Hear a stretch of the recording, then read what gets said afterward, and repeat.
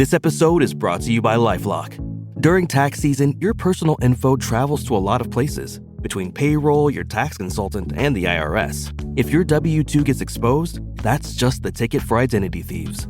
That's why LifeLock monitors millions of data points every second. If your identity is stolen, they'll fix it guaranteed or your money back. Don't let identity thieves take you for a ride. Save up to 40% your first year. Visit LifeLock.com/podcast. Terms apply.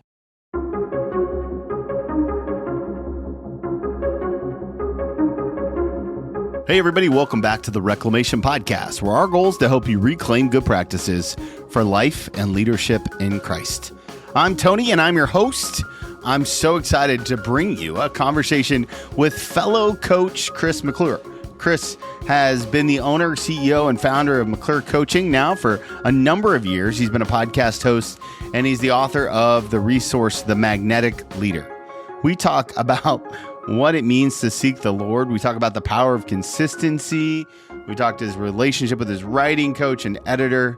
So many good things. I know you're going to love this conversation. If you do me a huge favor, share this episode with a friend. Let them know that you heard him here on the podcast. Maybe somebody who you know needs a little leadership push. It's so important that we work on this stuff together, guys.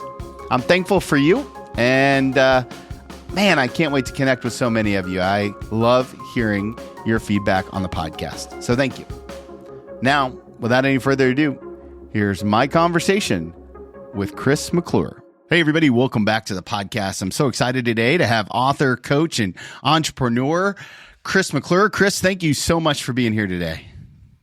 Absolutely. Thanks for having me, Tony. This is always fun to get to talk to like-minded leaders like yourself. Yeah, man, we had coffee the other day in Beaver Creek and at Riza's, and it was just a wonderful time. And I was like, I got to get this dude on the podcast. But you've done a lot in your life, from pastoring a church to writing a book to speaking to working with the chamber. And so, from a macro perspective, I'm always curious, how would you describe the calling that God has placed on your life? It's really interesting you asked that, because it's not gone anything like I thought it would, right? Like, it's been a wild adventure and journey that I just feel like I'm riding the wave a lot of times. My son is a senior right now and starting his senior year. And I was thinking back even this morning, just what was my life like at this point of my senior year? And it's interesting because the summer before my senior year of high school, I had no clue what I was going to do with my life. Like, I was stressed. I didn't know where to go to college or if to go to college or whatever. And I went on a mission trip to Guyana, South America, with my youth pastor. And I think there were 17 of us. And that's where God really just gave me a vision to move forward with my life, to help people find purpose in their life and to equip them. Like, my youth pastor was helping me at that time really to navigate that season I was in. And so the first thing I saw back then was, well, I'll just go be a youth pastor. I'll go to Bible college, get a degree, become a youth pastor. And that's what I did. Never did I see myself starting a business. Never did I see myself in the business world. Definitely didn't see myself helping run a chamber of commerce. Never saw myself writing a couple of books. And, all these things that I've now done all these years later, 30 years later almost. But back then I was just kind of a lost, confused, teenager. I was following Jesus, but I didn't know what to do with my life. I didn't understand what my calling was or what my gifts and abilities were. And so my journey started as a youth pastor for about 13 plus years, where I was doing that full time after college. And I thought that was like the journey, and then God started to shift me a little bit. And that's when things started to head towards this direction of where I am today that I never anticipated. So if you were going to summarize your calling that God's placed on your life in like one sentence or two sentences, how would you sum it up? Like, you got 10 seconds to tell me what your calling is. Yeah. So I define it like this, that I have been called to help people discover their purpose and equip them to live it out. That's super clean. I love that. And I thought that that's what you were going to say. You mentioned the lost and confused teenager. I think that there are a lot of leaders who are listening who feel lost and confused. I'm wondering, even though they're not teenagers anymore, I'm wondering, Yep. like, when did that switch for you? When did it was like, I'm no longer lost and confused. Now I'm clear and focused, or whatever the opposite of that is. Yeah, I mean, it was. I mean, I'll never forget it. Was sitting in this foreign country, Guyana, South America, that I had never heard of before I went down there on this mission trip. And it was in that moment I just had this clarity. I remember going home and telling my parents, I think I want to be a youth pastor. I think God's called me to be a youth pastor and to help people, help teenagers like myself, that my youth pastor Tommy had helped me. And it was bigger than just being a youth pastor and running a youth group kind of thing. It was truly about this life purpose and really equipping people, so that's where for me, I literally went from so confused and lost to crystal clear within a matter of just almost like a moment, but probably a few weeks really in that stretch of, I went to one college to check out the campus, applied, was accepted, and by October my senior year, I knew what I was doing after high school, and all of a sudden everything changed for me. But I also had another one of those moments in my mid-30s where I was kind of lost and confused again, kind of like you're saying, like leaders, we can get there, right? We can feel like this is where I am, and is this all there is? Like I think I was about 36 years old, almost a decade ago now. And I remember thinking, so I had shifted from being a youth pastor to an associate and then an executive pastor, helping lead a church staff. And all of it was good. But I literally thought, am I going to do this for the next 30 years of my life? Because for me, I didn't want to be a lead pastor. I never felt called to that professionally.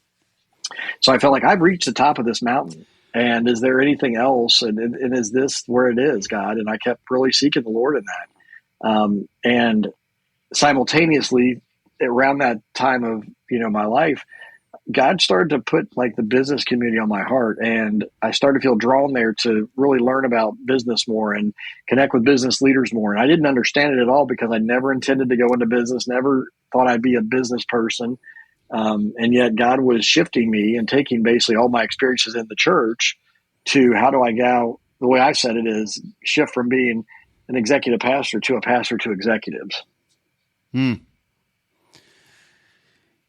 I can imagine that in the coaching that you do and the work that you do, that you often come across people who are looking for that kind of catalytic moment.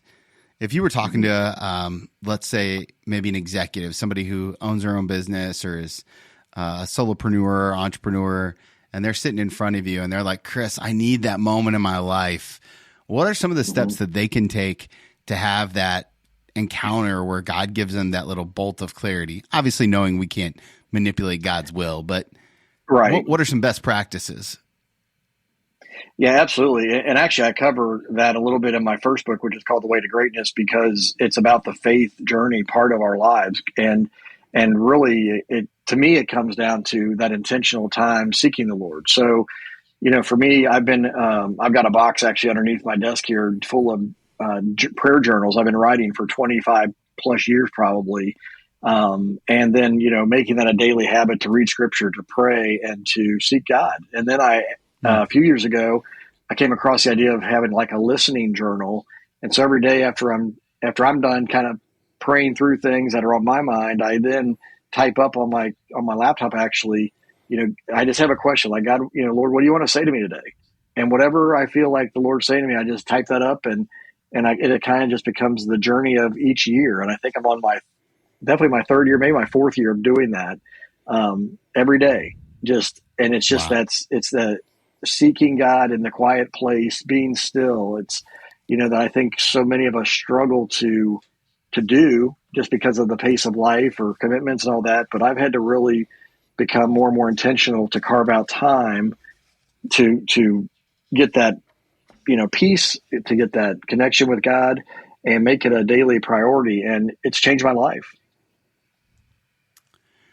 It's amazing to think that 4 years every day, that feels like a really long time. That's basically all a high school experience. I wonder if you could talk to us a little bit about the power of consistency in your life.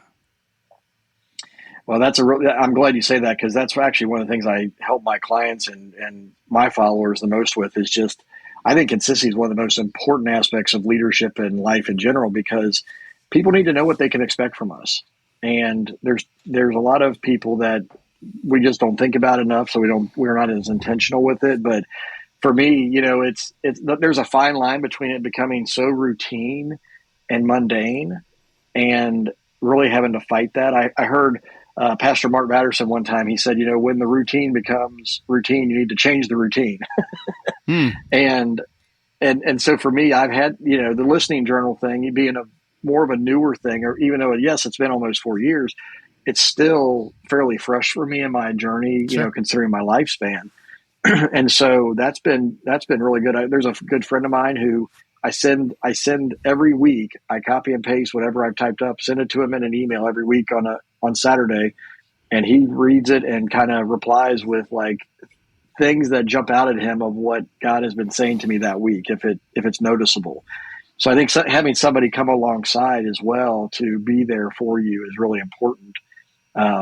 But because I've been doing it week after week, day after day for all these years, and all these prayer journals, it's basically writing, God writing his story, and, literally on paper and on a computer screen of what he's been up to, and then being able to look back on that. So it's that whole thing of like, when you're looking at it from a day-to-day basis, you don't necessarily notice big things, but when you review things as maybe what's happening in the last week, month, year, and you start to look at that journey, you can really start to see the all the things that God has been doing in and through you. I often think the spiritual discipline of remembrance is something that is forgotten by a lot of leaders. And I think that you bring up a great point. If we can circle back and then pay attention to it. I also love the way that you talked about who you send that you send an email to someone every week. It's a great transition into something that I wanted to talk about in your latest book, the Magnetic Leader, 18 Essential Actions of Leaders for people who people love to follow. And you dedicate the book to Mark Williams. Mark is your editor, and I'm going to read this just for our podcast family so that you get a sense of the depth of this relationship, because I often look at dedication pages. I've never seen one dedicated to the editor. It's super fascinating to me. It says this: "Thank you for the patient persistence with me as my writing coach and editor. Thank you for sharing your wisdom and experience with me when I've needed it most. Most of all, thank you for the brotherhood and deep friendship that you've offered me. You are a real-life example of the magnetic leader. I appreciate you more than words can express." Can you drill down on the relationship that you and Mark had and kind of have, and the importance of how it brought this book to fruition? Absolutely. So Mark and I joined the John Maxwell team program in 2015 at the same time. Didn't know each other. He's 20 years older than me. I'm in the Dayton, Ohio area. He was in the Pittsburgh area. Now he's up in Cleveland.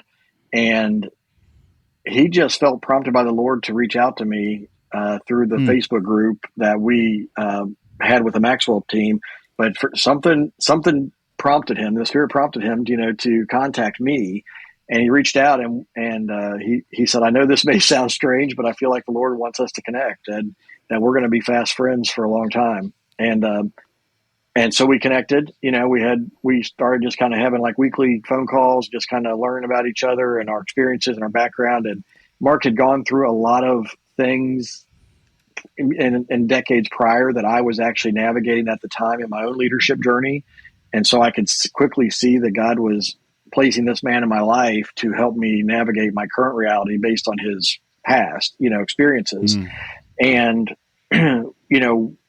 he helped me realize that I had a message inside of me. He helped me realize that people needed to learn the things that I had learned. He realized that God had been gracious to me, the way he says that God's been gracious to me to teach me things at a very young age compared to longevity of a lifetime. Because now 8 years ago, so I'm 45, almost 46. So I was 37, 38 when we met. And so he's been walking this journey with me back, all these years now. And he's seen me exit my 30s and enter my 40s and now my mid 40s, and, where God's been leading me through this season. And, he's been the one who wrestled with me to, the whole thing about, persistence. I fought him tooth and nail about how to design and outline my first book, and how to, structure all this and how to do it. Like, and he just stayed with me and he stayed the course with me. And, the end result was powerful, with what I felt like we produced. And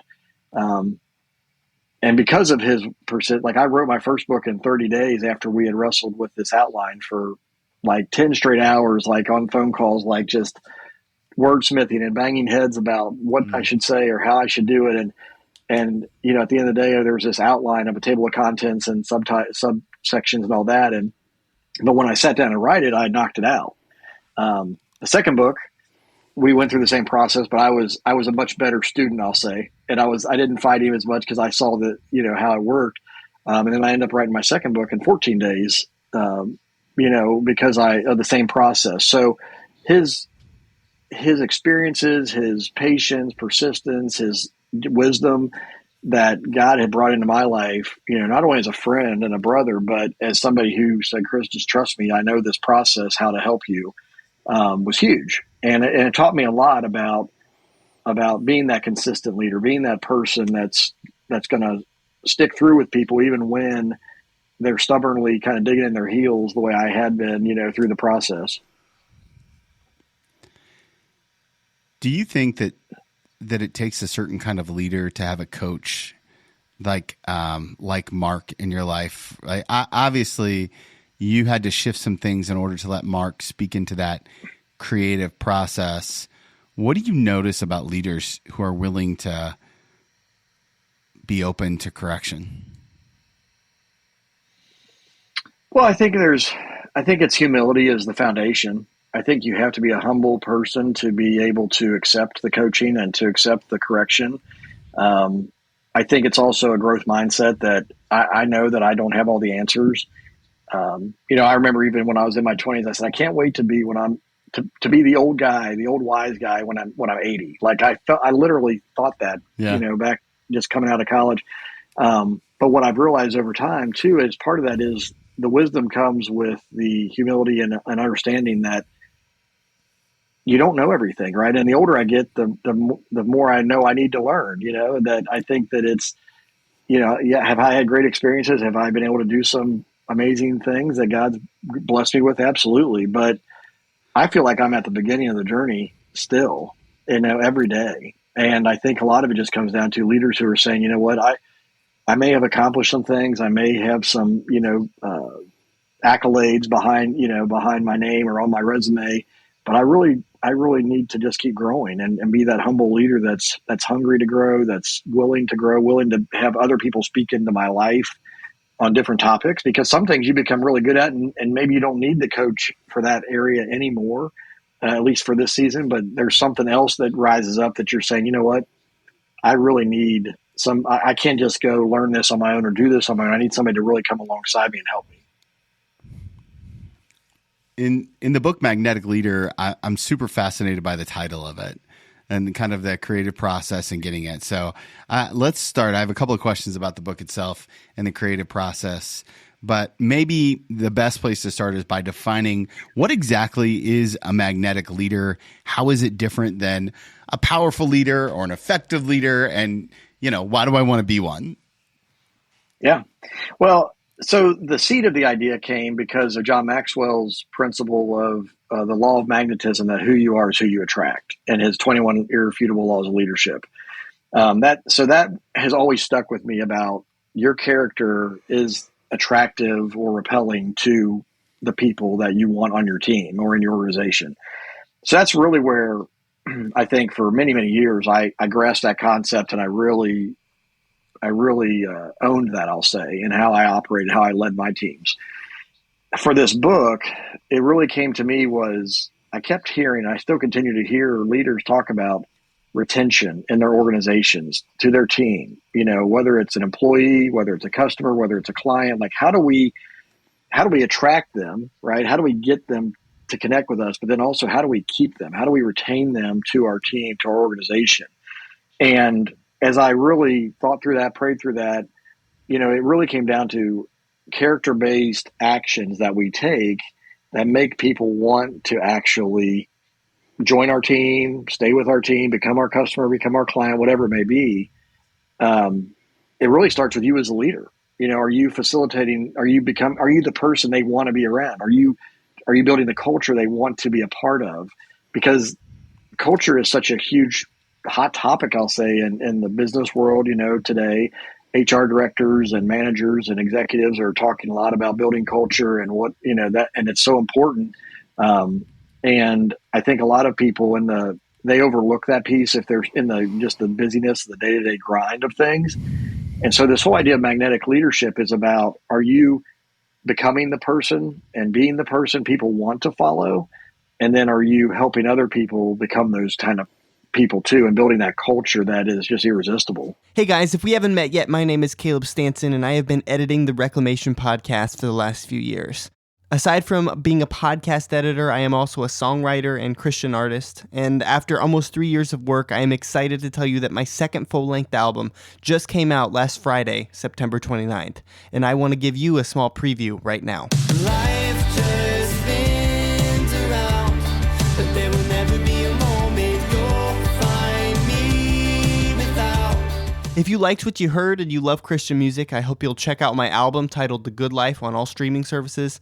And if you're into CDs, you can order one on my website, which is calebstantonmusic.com/store. Now, let's get back to our conversation with Chris. I love the idea of keeping people around and how that kind of like draws people closer. How did you come up with 18? That seems kind of arbitrary. Talk us through the process of writing this. Is this just like, well, I got to 18. I don't have any more in me. Forget about it. I'm walking away. So it's not arbitrary. I think God did give, once again, God's grace was on. I think in acronyms, Tony, and I thought magnetic leadership, and I was like, well, what would be an M, and what would be an A, and so forth and so on. And as I worked through that process, I remember sitting in my office one day, and literally, like within just like 5 or 10 minutes, God just gave me these actionable characteristics that made up this acronym. But I'm like, these may not be the only 18 things that we can do, but Sure. If you do these 18 things, you're going to be the kind of person people love to be around. Like, you're going to be the kind of person people want to work with and do business with and be on your team. And it can apply to, your personal and professional side of your life.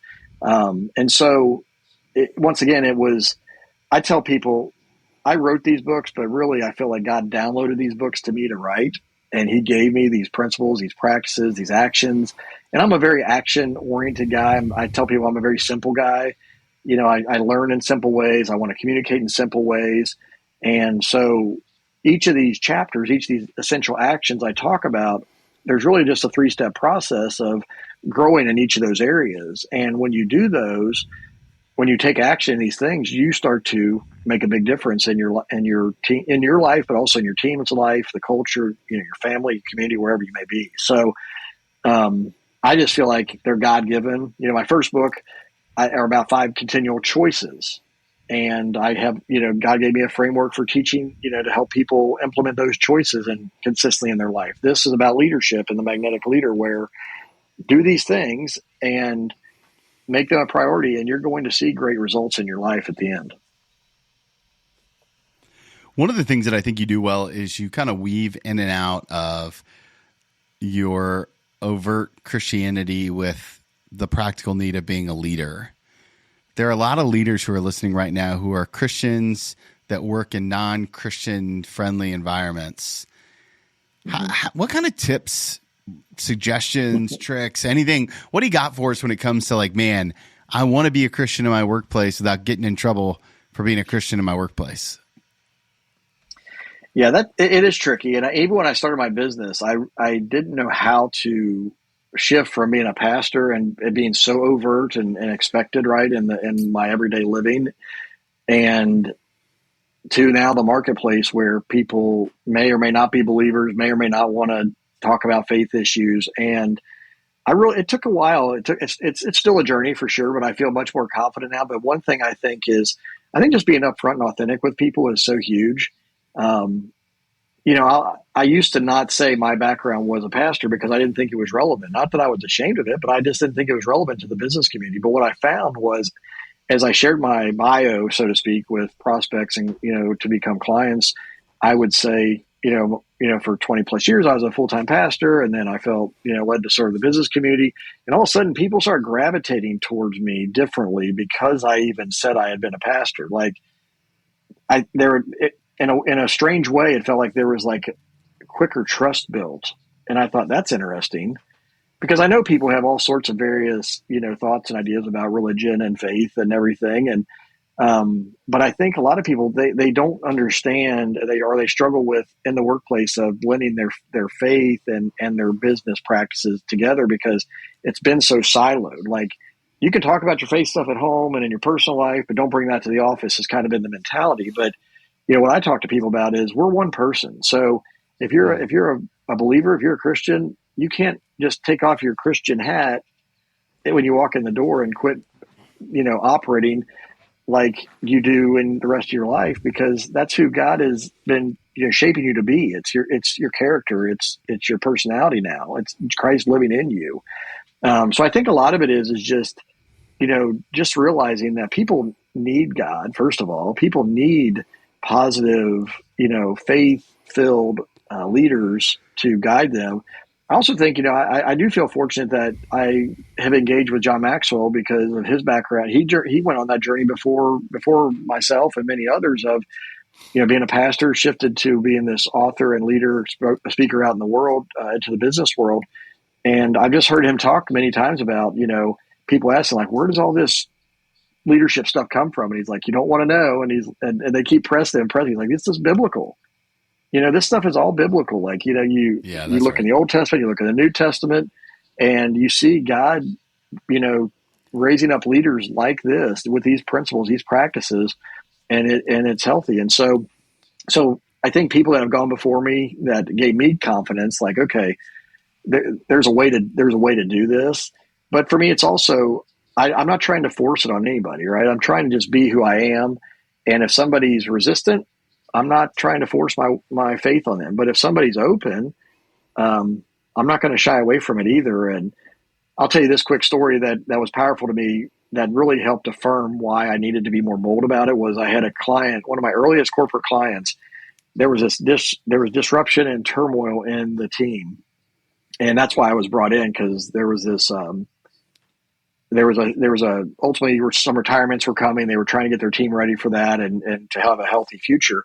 But one of the employees, one of the team members in the executive staff she told me in my first session, she goes, Chris, I have migraines all the time. And I'd started with them with a group meeting. And she said, I wanted to throw up that day because she was at odds with her fellow executives. And she's like, I've got migraines all the time. And I was like, okay. So that's what I heard on day one with her in my one-on-one meeting. So I was meeting with them every 2 weeks. So for 2 weeks, I was just praying for her and, just that all this tension, all the things that were going on would be resolved and that, she would start feeling better. I got back 2 weeks later and the first thing she said, she goes, Chris, I don't have headaches anymore. What?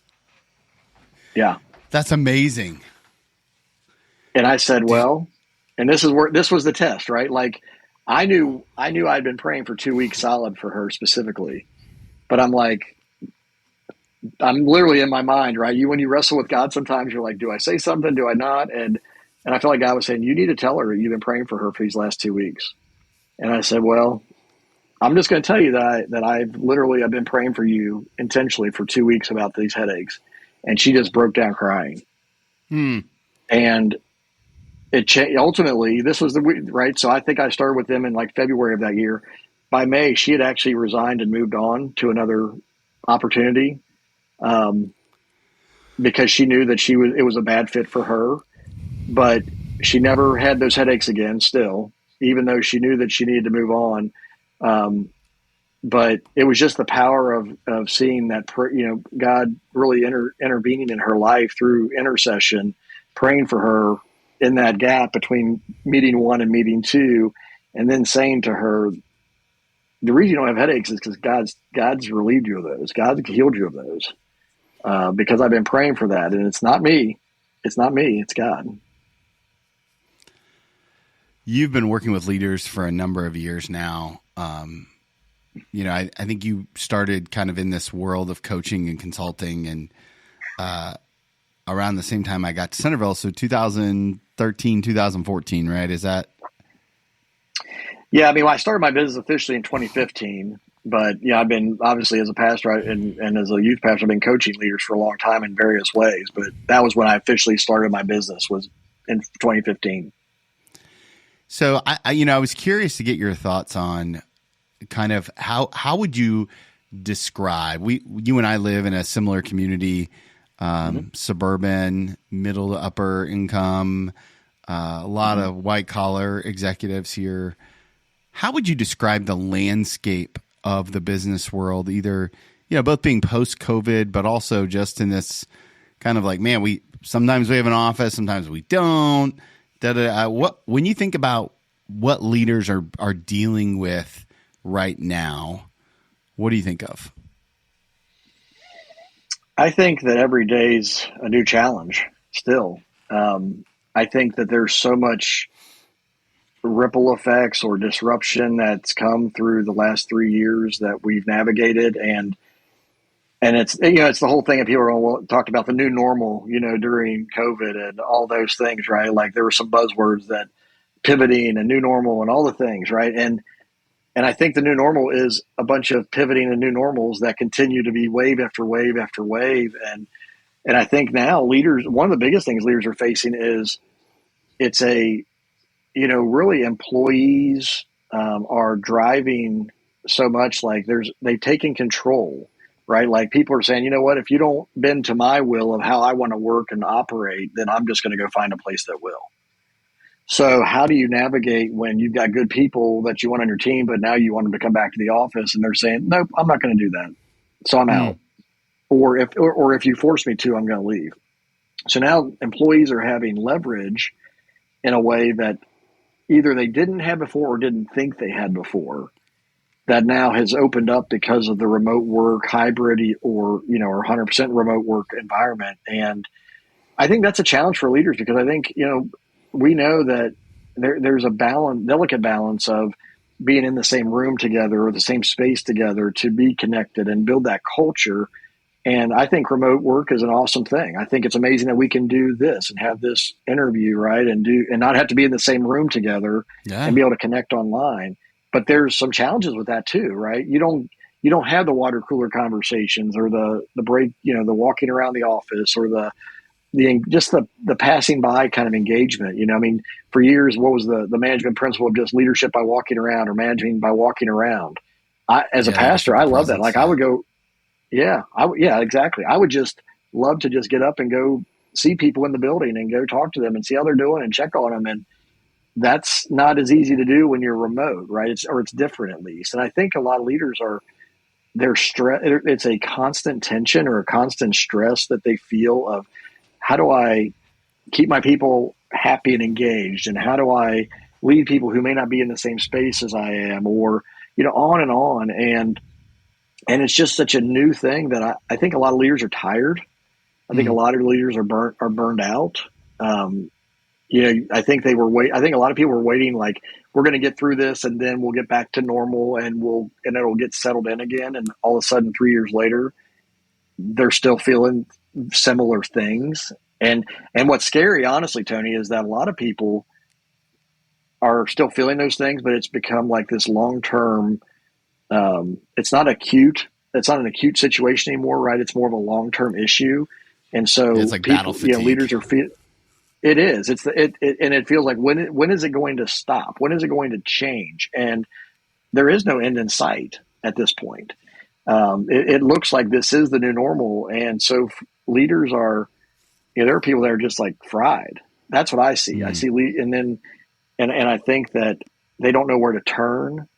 There's a lot of leaders who are trying to put up a bold front or a proud front that they've got this under control or whatever. But, behind the scenes, they're feeling like it's a house of cards kind of thing that could fall apart at any moment.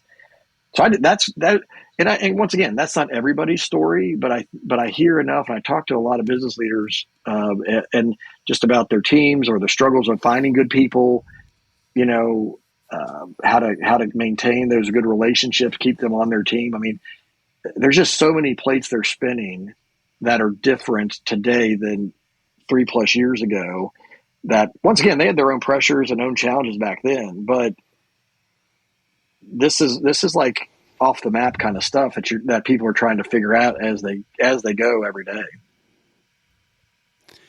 That's really good. I think that's all the more reason why people need to pick up a copy of your book and look at some of these essential actions. Now you've listed 18 of them. I'm not going to read them for the podcast audience. I'll let you guys pick up a copy of the book and do that. But I'm always curious, which action out of the 18 is hardest for you? Hardest. Interesting.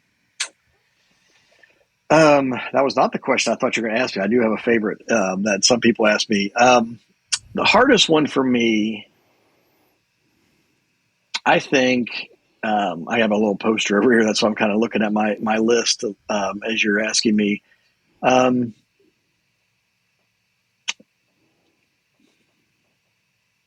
think the hardest one, number 8, is about expressing creativity. And the reason I say that is because I've never considered myself to be a creative person. I've accepted the fact that I am creative in a different way than I kind of had it framed in my mind, because I used to think of it more like art. I was terrible in art class. I couldn't paint. I couldn't draw. I couldn't sculpt, any of that. Right.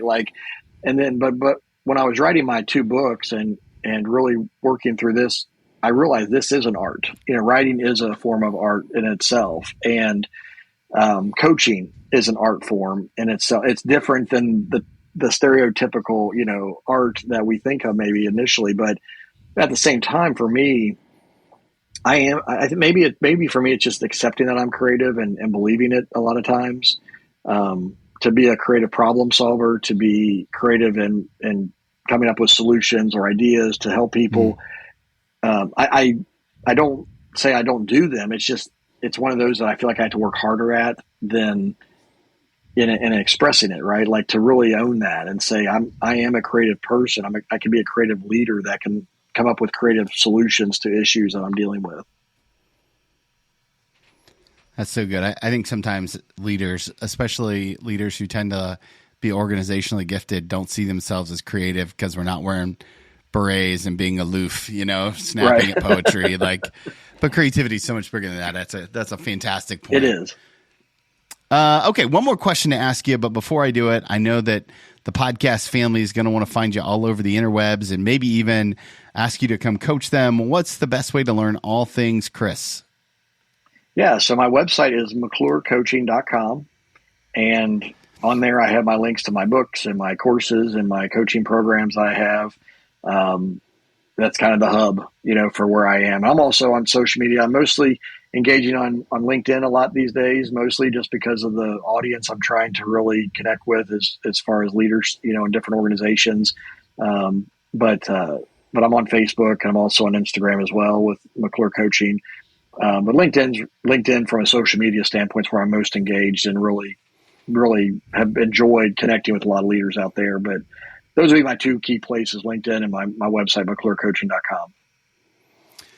Okay, last question I love to ask people. It's an advice question. I'm going to ask you to give yourself one piece of advice, except I get to name the season of life that you're in. Okay. And I want to take you back to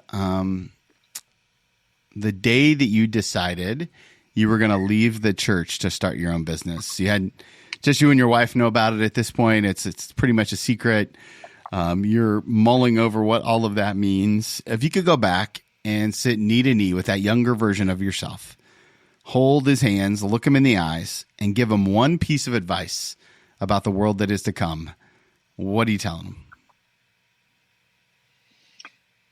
Trust that God is going to guide and provide in ways you can't even expect. And because of that, be bold. Just keep trusting, keep stepping, keep moving forward in confidence, not in your own self and your own strength, but in God, because He's going to guide and provide for you every step of the way, give you what you need when you need it, and let go of control of having to know how it's all going to look. I think that's probably super wise. Chris, I'm so thankful for the opportunity that we had to connect today, for your heart and your friendship. And Can't wait to see what God does next. Is there a third book in the works? I always love to ask. There is. So my next book will be magnetic teams. And I'm kind of working through that process of developing that right now because I want to start with the leader and the actions of the leader, but I also want to look at the team culture, and that will be where I focus my next book on. Great. I can't wait to pick up my copy. Chris, thank you so much for your generosity of time today. Oh, thanks so much, Tony, for having me. It's been fun. So many good nuggets in this episode with Chris, guys. I'm so thankful that you made it all the way to the end of the podcast. Thanks for listening. Thanks for being a part of this community. I love the way Chris talked about trusting God and being bold, about being upfront and authentic. So many good nuggets in this one. I know you're going to want to connect with Chris. Do me a favor. Let him know that you heard him here on the podcast. And if there's anything that I can do to help you, please don't hesitate to say the word. I appreciate you guys so much. And remember, if you want to follow Jesus, you must be willing to move.